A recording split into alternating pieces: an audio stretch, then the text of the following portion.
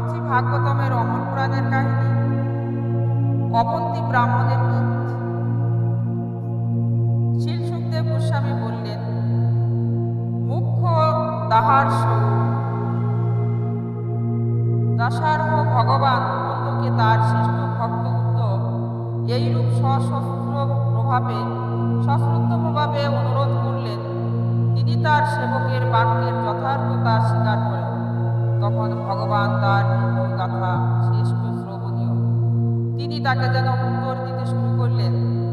ভগবান শ্রীকৃষ্ণ বললেন, হে বৃহস্পতি শিষ্য, আক্ষরিক অর্থে এই জগতে এমন কোনো সাধু নেই যিনি অসভ্য লোকদের যেন অপমানজনক কথায় বিবর্ত হওয়ার পর তার মনকে পুনরায় সুস্থির করতে সক্ষম।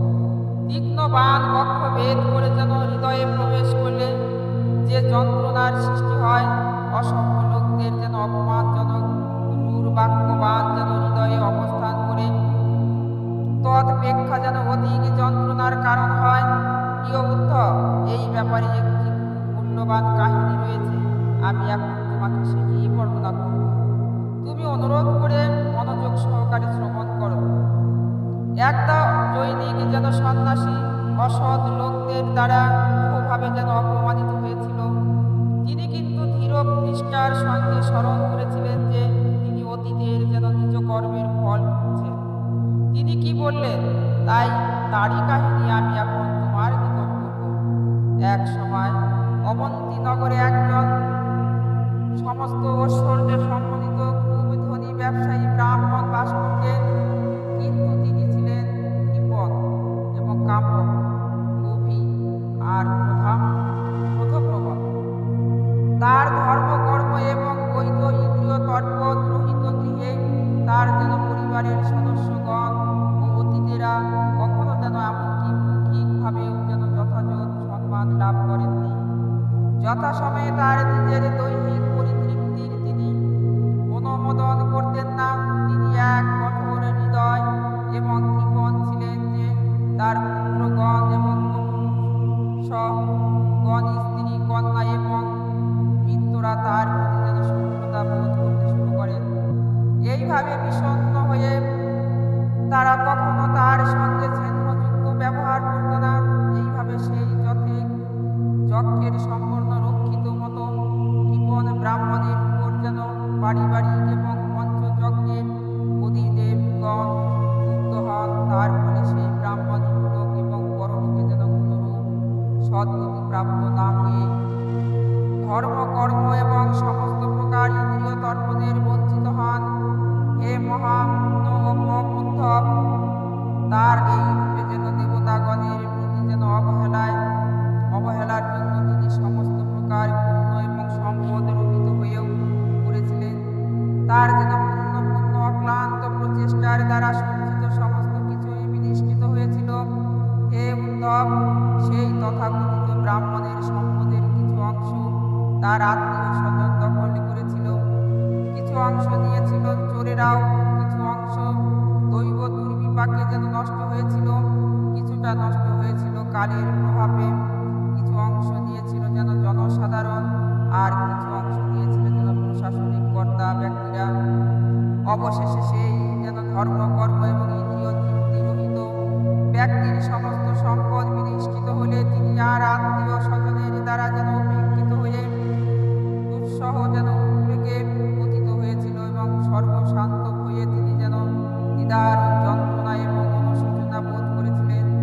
অশ্রুধারায় তার যেন কণ্ঠ রুষ্ট হয়ে তিনি যেন তার ভাগ্য নিয়ে দীর্ঘ সময় ধরে চিন্তা করতে থাকেন। তখন তার মধ্যে এক তীব্র যেন বৈরাগ্য উদয় হয়। সেই ব্রাহ্মণ বললেন, হায়, এই কি মহা দুর্ভাগ্য! আমার অর্থের জন্য কঠোর সংগ্রাম করে যেন নিজেকে কেবল বৃথা কষ্ট প্রদান করেছি, আর সেই অর্থ কিন্তু আমার ধর্মকর্ম অথবা জাগতিক ভোগের জন্য যেন উচ্ছিষ্ট ছিল না। সাধারণ কৃপণের ধন কখনো তাকে যেন সুখ প্রদান করে না, ইহ জগতে বা আত্মকেন্দ্রের কারণ হয়, এবং তারা যেন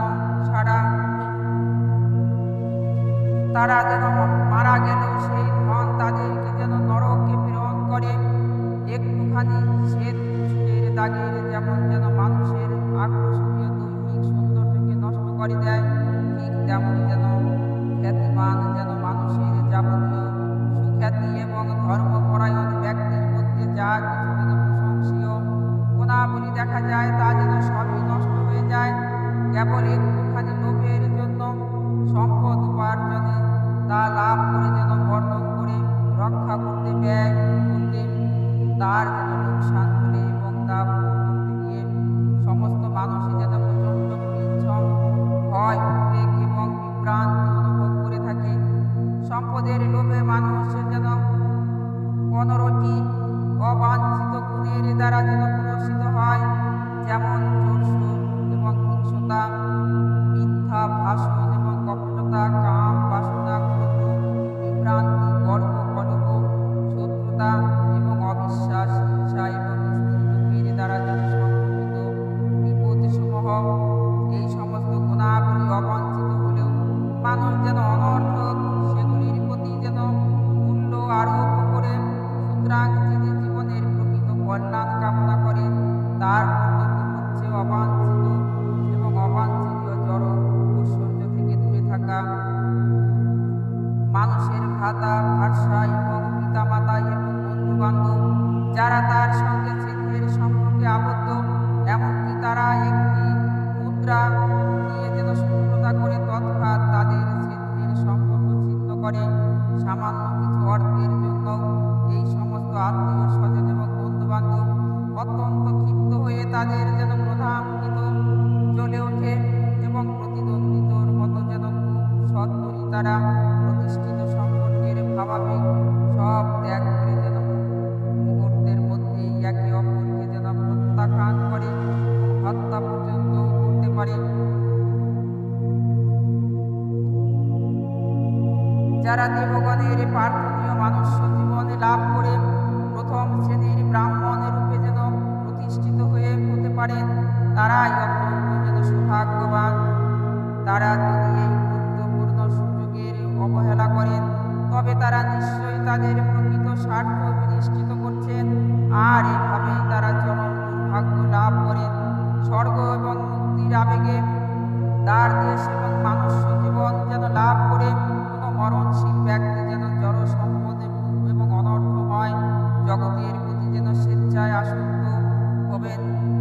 যে ব্যক্তি তার সম্পত্তির বৈধ অংশীদার, যেমন দেবগণ, ঋষিগণ এবং পূর্বপুরুষগণ এবং সাধারণ জীবেরাও, আর সেই যেন সঙ্গে তার জ্ঞাতি গোষ্ঠী এবং কুটুম্ব এবং সেই ব্যক্তিও যেন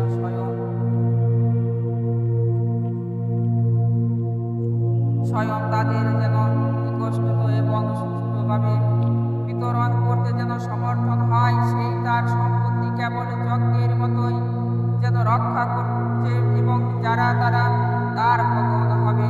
সুমেধা সম্পন্ন ব্যক্তিরাও তাদের অর্থ, যৌবন এবং দৈহিক শক্তি সিদ্ধি লাভের জন্য উপযুক্ত করতে সক্ষম, কিন্তু আমি বিবশ হয়ে আরও অর্থের জন্য প্রচেষ্টা করে এই যে সমস্ত বৃথা অপচয় করেছি, এখন আমি যেন নিত্য আর কি লাভ করতে পারবো?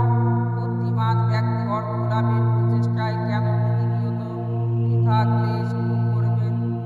বাস্তবে সারা জগতে কারো যেন মায়া শক্তির দ্বারা অত্যন্ত বিভ্রান্ত।